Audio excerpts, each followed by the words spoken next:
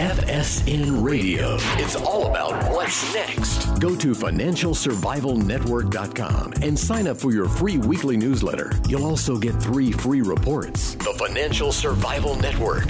It's all about what's next. Welcome, and you are listening to the Financial Survival Network. I'm Kerry Lutz. It's January 29th, 2018. Well, if you've noticed over the weekend, Governor Andrew Cuomo of New York State and several other Northeast states plan to sue the federal government. Well, before we start with that, as always, be part of the show. Email us, kl@kerrylutz.com. We'll also send you our cryptocurrency white paper. I know it's come a little bit slow, but it will be going out to all of you. And getting back to the topic, so Cuomo doesn't like the impact of the tax reform measure upon New York's wealthy citizens. Never mind the fact that Schumer, who is New York's senior senator, and others could have negotiated with the Republicans and somewhat softened the phasing out of state and local tax deductions, but they chose not to. And they could have done it better. They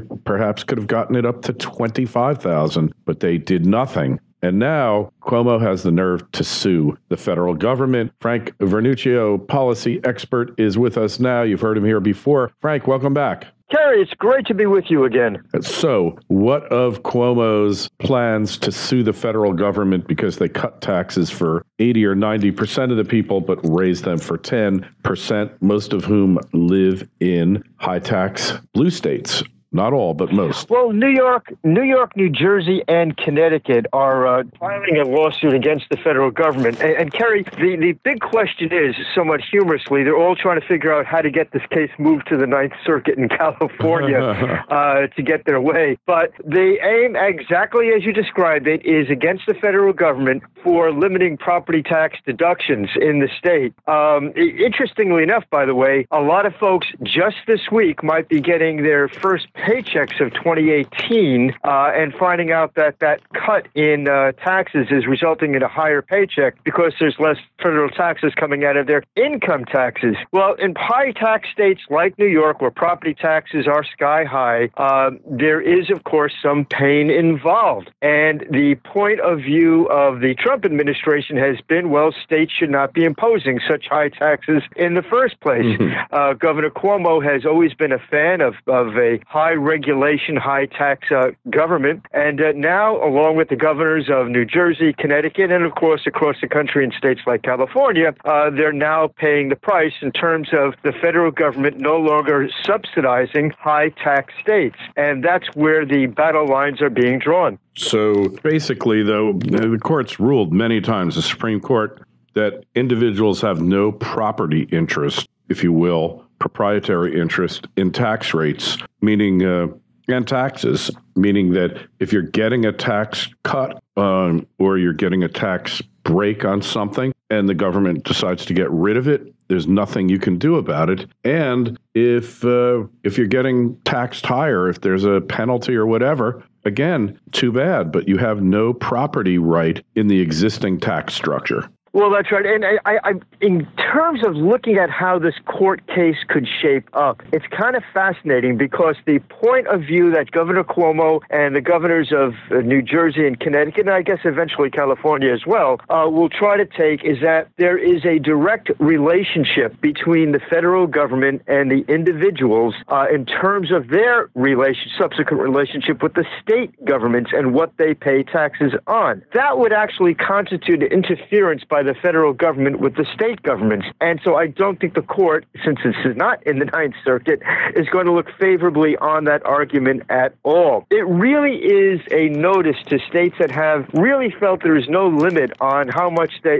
taxes they can impose on their citizenry, that perhaps that's coming to an end. The direct effect of high federal taxes that we've seen over the past decade and more, as combined with high state taxes in places like New York and Connecticut Connecticut, New Jersey, and California has really been crushing not only on individuals, Kerry, but also on the entire economy. And I think that period has reached its high point or its low point, whatever way you want to look at it. And there's starting to be some significant pushback. Hey, and you think about it, 80% of the country to 90%, depending upon whom you hear from, are enjoying a tax cut. So there's winners and losers in every tax reform measure that's ever been passed, isn't there? Yeah, that's absolutely right. Unfortunately or fortunately, however we want to look at it, that's absolutely true. In this case, though, I think it really is a clash of philosophy, and one of the most significant we've seen in terms of state philosophies of one state against the other. The low-tax states have been saying for decades that they are tired of subsidizing high-tax states in terms of more revenue coming from them because they have to, the overall tax rate is higher because they have to subsidize the high taxes that were being deducted from high-tax states like New York. That clash finally has reached a head, and this tax reform package really put the nail in that coffin of that particular issue. Will there be pushback? Well, there already is, based on what Governor Cuomo is doing. But I think politically this will continue. Interestingly enough, though, there's a political equation here that we can't overlook. The fact is those high-tax states, almost all of them are blue Democrat states, pretty badly lost the 2016 election. They lost the presidency, they lost the House of Representatives, they lost the Senate, or at least the Republicans kept control of those houses. And, their elections, as President Obama said, do have consequences. And so those states, mostly red states, low-tax states, are now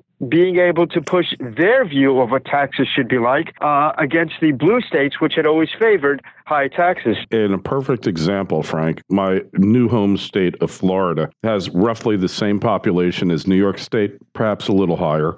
Since it surpassed New York, over 20 million people here. The state budget of Florida is less than half that of New York State's budget. And trust me, there's plenty of inefficiency and corruption in Florida, but there's no income tax, and taxes are limited insofar as how much they can collect. So we don't have unions here.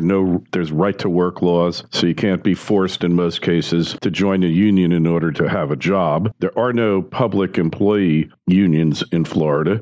And as a result, we have no WICS Act, which makes public projects in New York State double the cost of what they should be. As a result, indeed, Florida right now is rebuilding every major highway in the state in various places. Route 75. I'm glad you brought that last point up, because one of the fascinating things I think that a lot of folks from high-tax states are saying is that, it's one thing to pay high taxes and get a lot back for it, but high-tax states don't seem to be providing better services to their citizens. Now, part of the problem in states like New York are generous benefits, frankly, to folks who might not deserve them. And I know that sounds harsh and it sounds cruel, but let's face it, Governor Cuomo has made it, as has Governor Brown in California, has made it a real selling point of their administrations that they are giving very generous benefits to the extent possible to illegal immigrants. Now, we just saw Governor Cuomo in his State of the State address talk about how regardless of what the federal government decides on the Dreamers, the DACA people, he will continue to find ways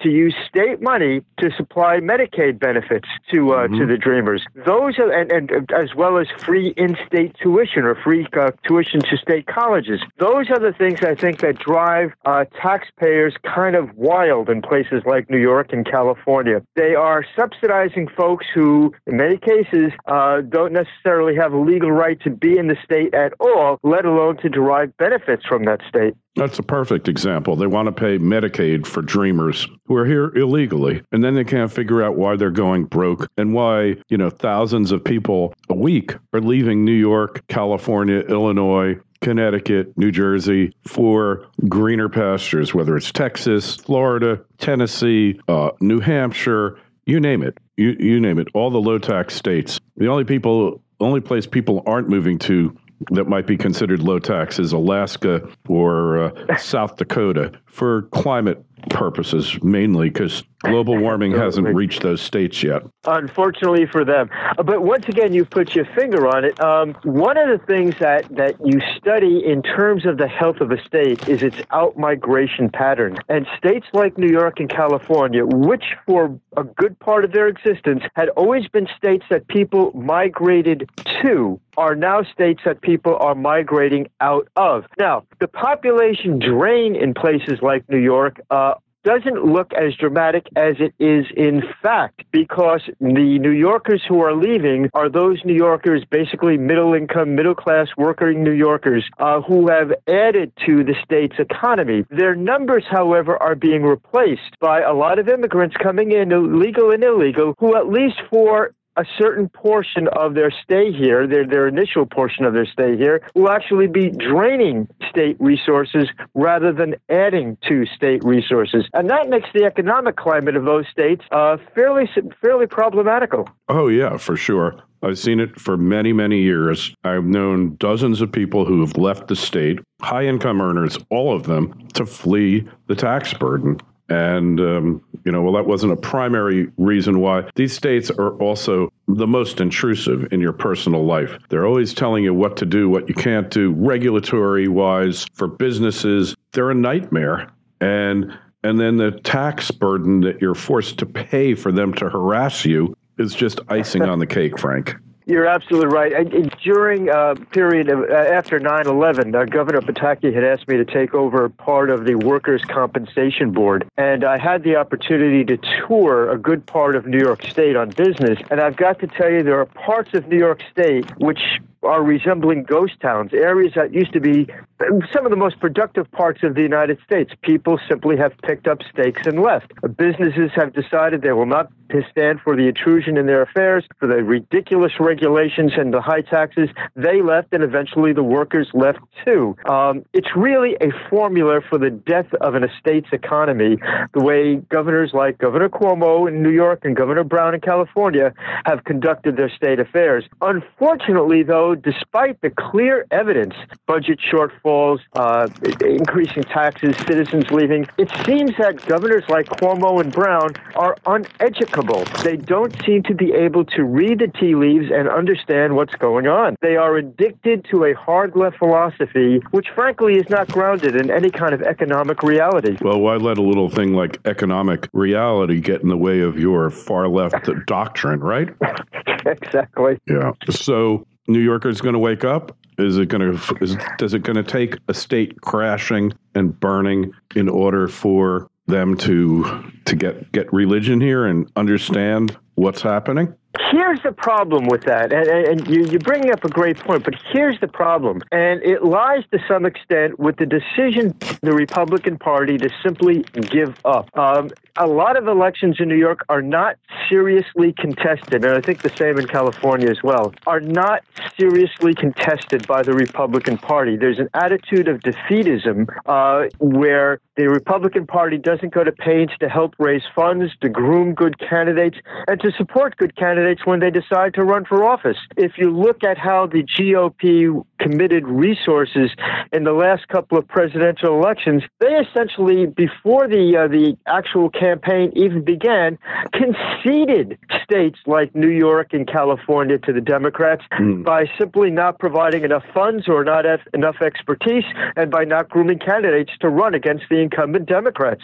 That is a great point, Frank. Hey, who's running the New York Republican Party? Cox, who is Nixon's son-in-law. Christopher Cox, I think his name is. No, not Chris Cox. Ed Cox. Ed Cox. So he's running it because look at New York City last election. Perfect example. Comrade de Blasio is universally reviled. Everyone hates him. In court, you got proof that his administration is completely corrupt and pay for play. One of the most corrupt in decades, by the way. It's stunningly corrupt. It's stunningly, staggeringly corrupt. And yet, the Republicans couldn't be bothered to run a viable candidate. They had Bo Dietl. Well, let me jump in there for a second. I think that the candidate herself was a viable candidate. Malika Tikis was young, female, personable, well-spoken. Had she been given even a modicum of the resources she needed, she could have made the race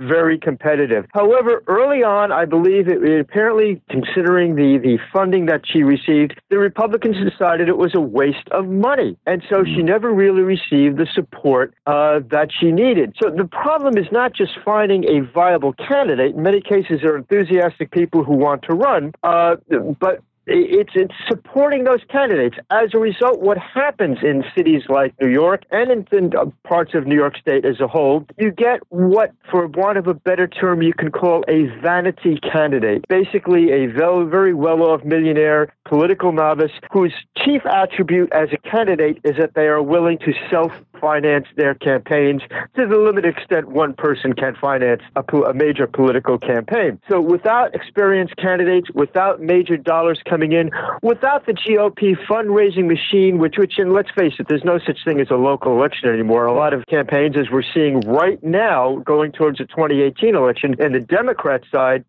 Democrats are targeting certain states and raising money throughout all 50 states for those states they targeted. The same thing is basically what the GOP should be doing in New York, but they've conceded New York, they've conceded California, and so they're not really taking the pains they need to take to make their candidates viable, even when they do get a decent candidate. Yeah, you're so right. I don't think she was viable. She wasn't seasoned enough. You need somebody who's running against a corruptocrat such as Comrade de Blasio, who's got a record, who has some charisma, is better able to connect with the public, but she just, I don't think, had the ability to do it. I think she was basically a lightweight who just stepped up because nobody else would. And the results speak for themselves, Frank.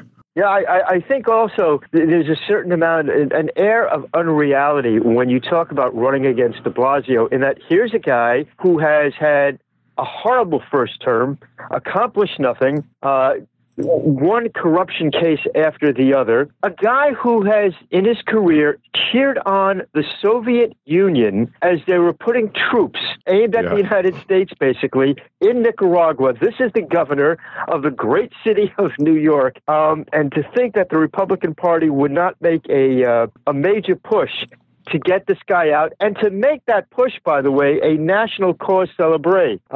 The Republicans could have pointed to de Blasio and his failed administration and his corruption as a symbol of everything that was wrong with the Democrat Party. And yet they chose not to do so. They chose not to make it a serious issue. And I think that's a shame on you, to the national as well as to the state Republican Party. Yeah, because that one was definitely winnable, right? I mean, it definitely was. Everybody despises the comrade. They hate him. I mean, yeah, including by the way, members, many people within the Democrat Party who snicker at the thought of him being mayor, but nevertheless, would rather die than pull down the lever for a GOP candidate, particularly in places like the west side of Manhattan and in certain trendy areas of Brooklyn in particular.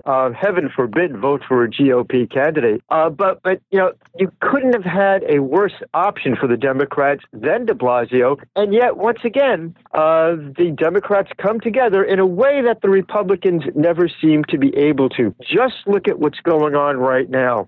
We have in the Republican Party ownership of the White House. The entire machinery of federal government belongs to the Republican Party at this point. If you recall, when that last occurred, during the first 2 years of the Obama administration, when the Democrats ran the federal government with equal totality, they were able to ram through a variety of major programs because they came together. The Republican Party knows that they're facing a big deadline in 2018. They might well do poorly in the 2018 elections, not definite, but possibly. They should be taking this time to ram through their agenda with a spirit of unity, putting the more contentious stuff aside until some other time. But they don't come together to do it, and the country is the poorer for it. Yeah. It's really pathetic, and it just shows that there's only really one party here, Frank, the Uniparty. That's all they care about is, the book coming out tomorrow by I can't remember his name, Secret Empires. Schweitzer, same guy who did Clinton Cash and so many others, will prove the exact point that there's only one party, uniparty, and for the most part, all they care about is taking care of their own. Yeah, the eternal mystery of how a middle-class congressman spends 2 terms in office and somehow emerges a multimillionaire. Isn't that fascinating? Yeah, or like Maxine Waters, a person who knows absolutely nothing about anything. She is the heart and soul of the Democratic Party. Don't you find that entertaining? Entertaining is an interesting word. I'm not going to do to Ms. Waters what the Democrats tried to do unsuccessfully to Donald Trump, but just from my layman's perspective, I find it more likely that Ms. Waters or Congresswoman Waters is more likely to wind up on a psychiatrist's couch than on Millionaire's Row, but Millionaire's Row is indeed where she wound up. Well, maybe it's not too far from a psychiatrist's couch as well. I mean, the woman is a lunatic. I remember the time she was talking something about Wall Street, and she was complaining about Solomon Smith Barney Frank, and the woman is a joke. She's a complete joke. I believe she's also the one who said that she was worried that if North Korea nukes the United States, that Trump would get us into a war. Yeah. Yeah, she's just a gaffe a minute. She could give Joe Biden a run for the money for being the gaffmeister extraordinaire. But, somehow they take this lady seriously. She lives in a $4 million mansion, but she's always been a public servant. And she was rated at one time the 4th most corrupt member of Congress. I don't know if she's moved up or down on the list. And that's pretty stiff competition. Yeah, I mean, you got some world-class gonuffs there, right? I mean, you got some major criminals who are competing for that title. So what's going to happen? Because you know that they're going to lose that lawsuit, New York State. They will lose that lawsuit, and they're going to be stuck with it, right? Yeah, I mean, one would assume that a responsible elected official would, rather than engage in public relations activities like this, would try to do what's best for the state and try to make some profit, try to reform the finances of the state. Look, if you take an analysis of the 20-year budget of the state government, and you see how state and actually even city budgets in New York have skyrocketed over that period of time, without any real additional services being given to the people, you'd have to think that they would be smart enough to understand something is wrong here. We're getting more and more money, and we're accomplishing less and less for our citizenry. Let's do something differently. Instead, they continue on their path, and let's be blunt, in a lot of cases, particularly with Governor Cuomo, and in fact with Mayor de Blasio as well, both of them care, and I'll be very blunt in saying this, next to nothing about the success of their state, because both of them have their eyes on something else entirely. In Governor Cuomo's case, it's the White House. In Governor de Blasio, in Mayor de Blasio's case, well, I think he's trying to look at national office as well. Yeah. And so you have this strange situation where the people who are supposedly the most responsible for protecting their state or their city are pretty much just using it as a footstool to the next level. Yeah, I couldn't have said it better myself. And the thought that Comrade de Blasio could actually think that somehow he is fit for national office, or more importantly, that he is somehow electable, is one of the delusional tales of our time. But we'll leave it at that. Frank, if we want to find out more about you, where's the best place to go on the web? USAGovpolicy.com. That's USAGovpolicy.com. All right. And we'll have a link to it in the show notes. As always, questions, comments, email us, kl@kerrylutz.com, Twitter feed @KerryLutz, and the Facebook page is Financial Survival Network. Frank, we'll talk to you again soon. Thanks so much. Kerry, I look forward to our next discussion. FSN Radio. It's all about what's next. Go to financialsurvivalnetwork.com and sign up for your free weekly newsletter. You'll also get 3 free reports. The Financial Survival Network. It's all about what's next.